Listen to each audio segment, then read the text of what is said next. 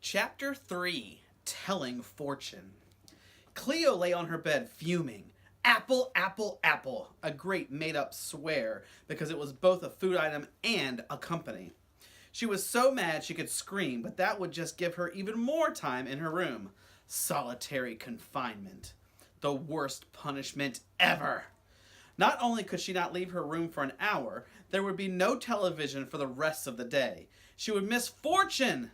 She pounded her mattress and stomped her feet, keeping her voice to a low growl. She thought about finding Mom and begging for another chance, but that definitely would get her more time. Once Mom announced a consequence, she never went back on it. Dad, Cleo could talk to in a more reasonable position. But not Mom. She was as immovable as a corporate boss in a labor dispute.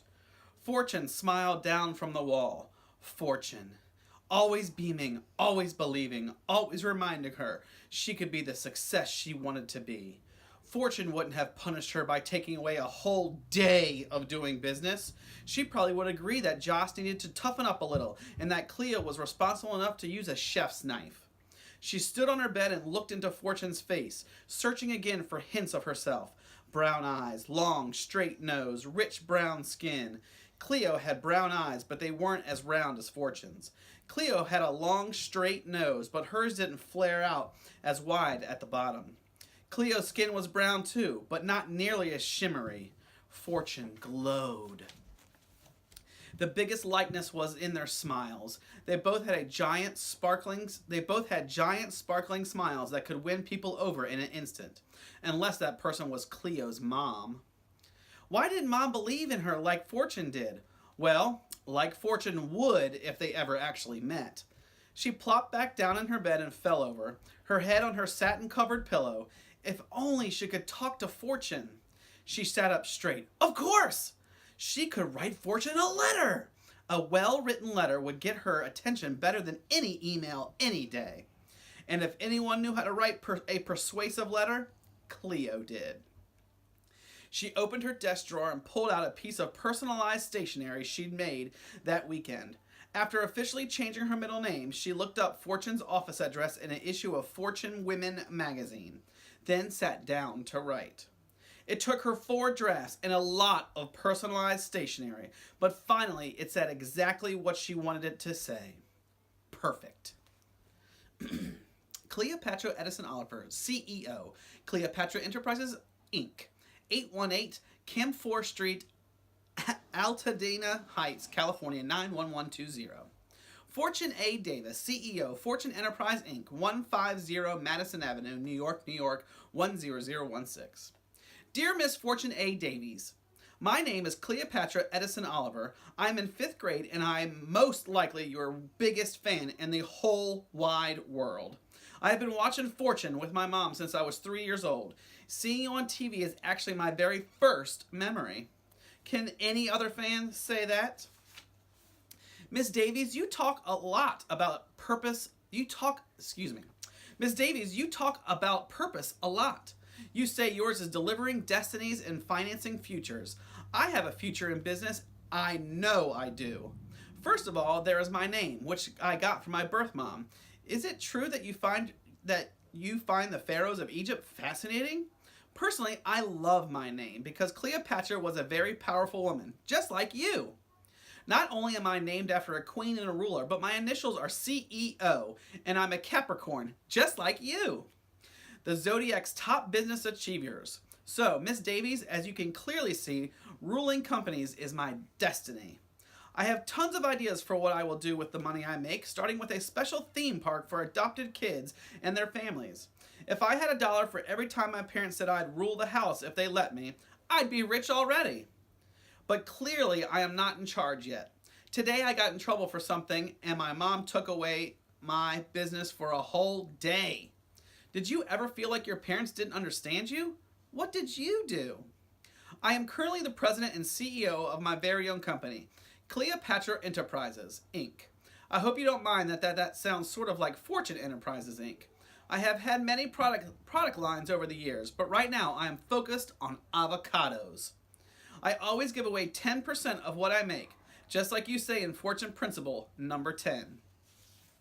This past spring, I learned all about what it means to be a CEO when I did a report on the most influential person in your life. I chose you, of course. I'm a member of your Fortune Kids Club, and I have written to you many times through your website. Your replies have told me to keep watching because you might read my message on your show, and I have, every day at 4 o'clock. You haven't read any of mine yet on TV, but that's okay. I'm confident you will very soon. I know you are super busy running all your businesses, starting schools in other countries, and being on TV. But if you could write me back with the answer to just one very important question, it would make me so excited and happy. I would take your letter to school and show it to everyone. I would frame your letter and hang it on my wall forever. And this is my question. What is the most important thing to do when you're my age if you want to be a huge success like Fortune A. Davies? Miss Davies, if you are ever in Los Angeles, I hope you would stop by Cleo's awesome avocado stand, the best avocados in all of Altadena Heights. You will get a bag of my best avocados, on the house, of course. Your biggest fan if I had $1 million? Your biggest fan. If I had $1 million, and one day I will, I'd bet on it. Cleopatra Edison Oliver, CEO, the next Fortune A. Davies. P.S. I have memorized all 10 Fortune principles for how to build your business and live the life you want. Thanks for all your great advice. P.P.S. Please, please write back. She comes so close to adding a P.P.P.S., a P.P.P.S. Is there any possible way you had a daughter 10 years and 8 months ago that I could be her? But no, she didn't want to sound desperate or pitiful. She was a very enterprising young lady. She was on her way to the top. She was going to be a stunning success, and now Fortune would know it too. Thud! The floor shook. One of her brothers yelled, "Thud!" Josh and Julian were playing paratroopers off the top bunk again. Cleo looked out their window. Mom and Dad were talking in the driveway, and Dad clasped his large hands on top of his head. Mom's mouth moved quickly. Her eyebrows pinched together. Whether in anger or worry, Cleo couldn't say. Knowing her mom, probably both. Cleo pounded on the wall between her and her brother's room. "Knock it off, Josh and Jay! You know you're not supposed to be doing that!" They screamed and jumped again. Thud, thud! Cleo yanked open the window, ready to tell on her brothers. "It's not enough," she heard Mom say. "Our monthly payment is about to go up." They were talking about again. Money. Mom hadn't worked for the past several years since they gotten the boys. Dad said something, but his voice was too low to hear. They started walking towards the house. Cleo pulled back so they wouldn't see her. Mom's voice floated up from below. "I'm not being too harsh, Charlie. She has to learn that she can't take whatever she wants whenever she wants it. Do you want to raise a selfish kid?" Cleo's chest squeezed. She felt hot all over. And something else? She didn't know the word for it. Bad. She just felt bad, full of badness. She was too selfish for them. She went to her closet and took down the small metal safe where she kept her money between trips to the bank. She turned the dial and pulled out 10 of the dollars she had made before screwing up and losing her business for the day. She took out another piece of stationery, wrote, "So you can buy your Nerf gun. I'm really sorry," in her best handwriting. She stashed the money and note in an envelope, wrote "Josh" across the front, and quickly slipped it under her brother's door. A minute later, Josh bounced in and hugged her so hard he almost made her cry. Dumb kid. And that's the end of Chapter 3.